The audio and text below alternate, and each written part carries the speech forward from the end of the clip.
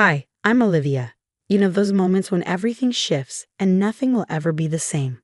Mine hit at midnight on a freezing January night, with a 102-degree fever and my sister Marina screaming at me to get out of her house. Let me backtrack. I was a second-year medical resident at Metro General, working grueling hours while battling an autoimmune condition that flared at the worst times. Marina, my older sister by 5 years, had offered me a place to stay until I got back on my feet. "What are sisters for?" she'd said, wrapping me in a hug. Back then, it felt like a lifeline.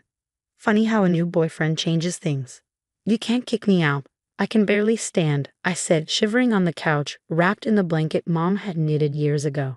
"Kyle's moving in tomorrow," Marina snapped. Her arms were crossed, her expression icy. "We need your room." Kyle, her boyfriend of 3 whole months, leaned casually against the wall, wearing a smirk that made my stomach churn. "You've had plenty of time to find your own place," she added. "We never discussed me moving out," I protested, my head pounding and vision swimming. "I'm paying rent." "About that," she interrupted, her tone dripping with mock sympathy. "The money you've been sending doesn't cover your share." It was a blatant lie. I had receipts for every payment. Thank God for my best friend Sophia's advice to document everything. Sophia, a fellow resident who'd seen enough family drama to rival a soap opera, had warned me that Marina's sudden generosity felt off. Desperate, I called our parents. Surely they'd set Marina straight. "Just pack your things and come home," Mom said, sounding distracted. "You know how Marina gets when she's made up her mind." "She's sick, Diana," Dad grumbled in the background. "Tell her to stop being dramatic and work it out with her sister." Shaking, I ended the call. Dr. Chen, my supervisor, had warned me last week that stress was delaying my recovery. "Family should be your support system," she'd said, "not your stressor." I texted Sophia, "Marina's kicking me out. Need help?" Her reply was instant, "On my way. Don't move. Document everything." So feverish and delirious, I hit record on my phone. Marina's voice rose as she hurled my medical supplies into a garbage bag, while Kyle chimed in about how I always played the sick card. They had no idea that their midnight eviction was only the beginning. Sophia's guest room became my haven. Between hospital shifts, I pieced together the truth behind Marina's lies. Those rent payments, she'd been pocketing my money while telling Kyle I was freeloading. One morning, Sophia handed me her tablet. "You need to see this," she said. Kyle had a pattern. 3 women in 2 years, each with eerily similar stories. Move in, isolate, drain their finances, then move on.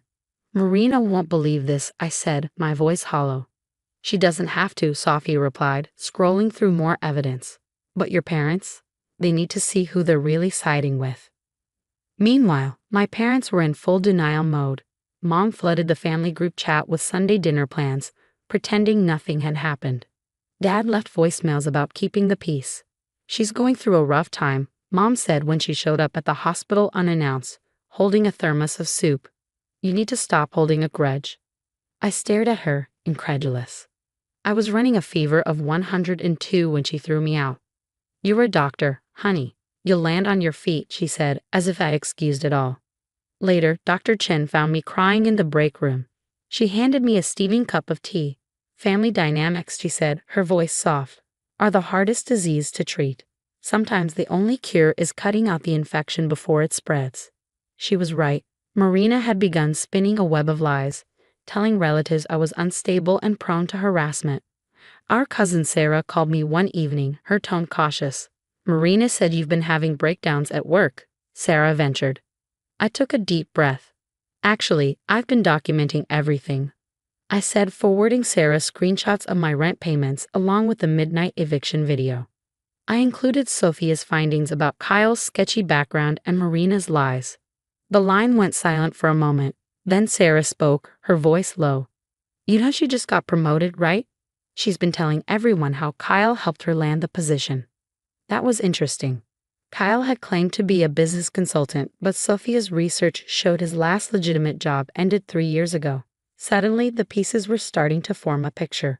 One Marina wouldn't want her prestigious law firm to see. "Your sister's reputation is everything to her," Sophia said later as we sifted through the evidence. Maybe it's time she learned about the consequences of throwing people away.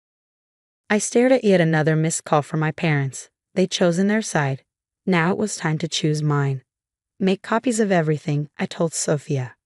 We're going to need them. The push came during Marina's big moment, the annual law firm gala, where she was set to receive her promotion. Sophia's contact at the firm confirmed the story. Kyle had used his fake business connections to help Marina network her way up. Your sister's about to learn a lesson about due diligence, Sophia said, adjusting the neckline of my dress. As a client of the firm through the hospital, I had a legitimate invitation. Marina hadn't counted on that. I spotted my parents the moment I walked in. Mom went pale, and Dad suddenly found his shoes fascinating. Across the room, Marina was glowing under the spotlight, Kyle glued to her side, playing the devoted boyfriend. When she saw me, her smile vanished. "What are you doing here?" she hissed, pulling me aside. Her mask of composure was already cracking. "Supporting my sister's success," I said sweetly. "Isn't that what family does?" Kyle stepped forward, trying to puff up his chest. I turned to him, my smile razor sharp. "Actually, Kyle, I'd love to hear more about your consulting work, especially with Bradbury Corp. Wasn't that right before they filed for bankruptcy?" His face turned an impressive shade of gray. Bradbury Corp wasn't just a random name. It was one of his previous scams. Marina's law firm was handling the bankruptcy case. "You need to leave," Marina said, her voice shaking. "You're just jealous of my success." "Success built on what?" I shot back. "Kyle's fake references or the money you stole from me?"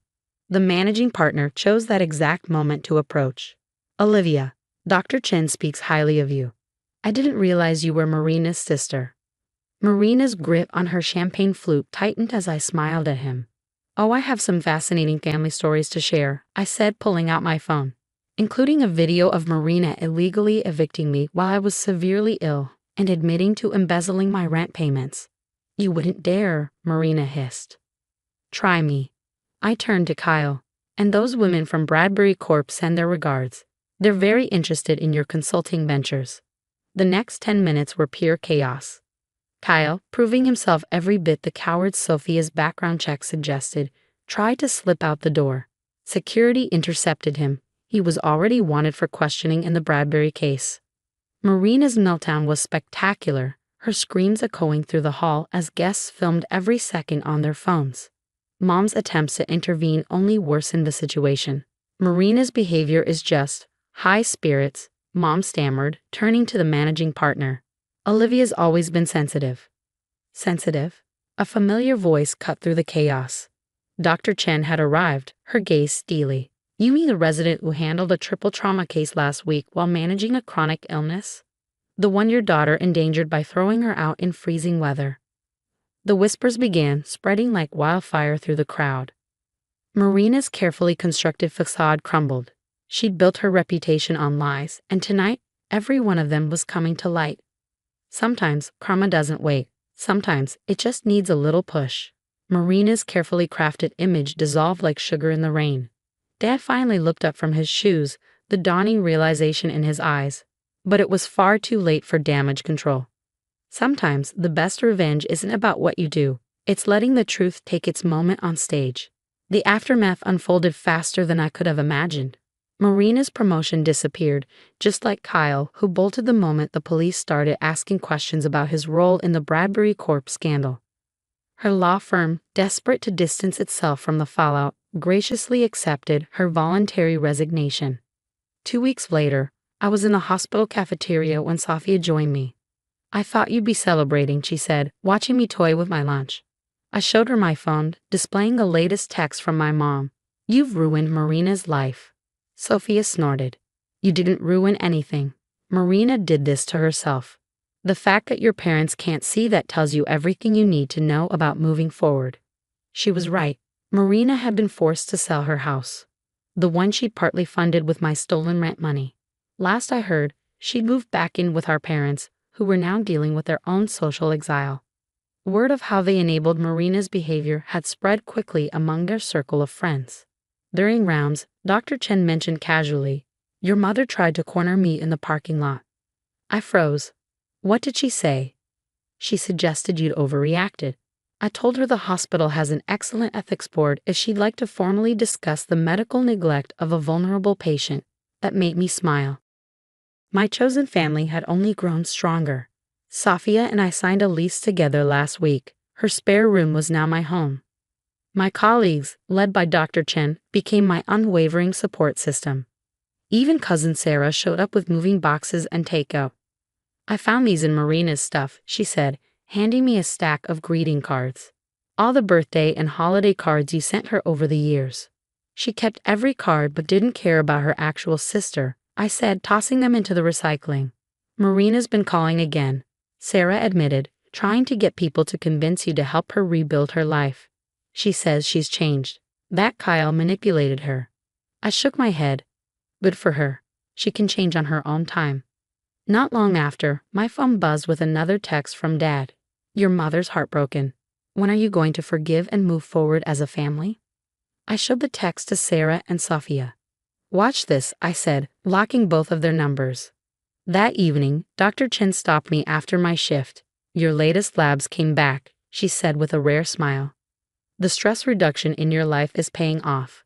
Your numbers are the best they've been in months. Funny how removing toxic people can heal you better than any medication. The law firm even sent a card last week renewing their hospital contract. They specifically requested me as their liaison. Apparently, integrity matters to them. Who knew? Marina's last attempt to contact me came in the form of a tear-stained letter filled with excuses and apologies. I didn't read past the first line. Some people mistake forgiveness for permission to hurt you again. I'm a doctor. I took an oath to do no harm. But that also includes not allowing others to harm me. The night they threw me out into the cold taught me everything I needed to know about my family. Now I've built a new one. One rooted in respect, trust, and real love. To anyone watching who's been hurt by family, remember this. You don't owe anyone a place in your life if they show you they don't deserve it. Sometimes the family you choose is the only medicine you'll ever need. The best revenge? Living well and letting karma take care of the rest. What do you think of Olivia's journey? Would you have handled things differently? Share your thoughts in the comments below.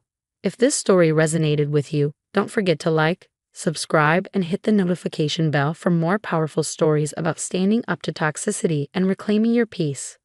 Let's keep supporting each other through the challenges of healing and rebuilding. See you in the next story.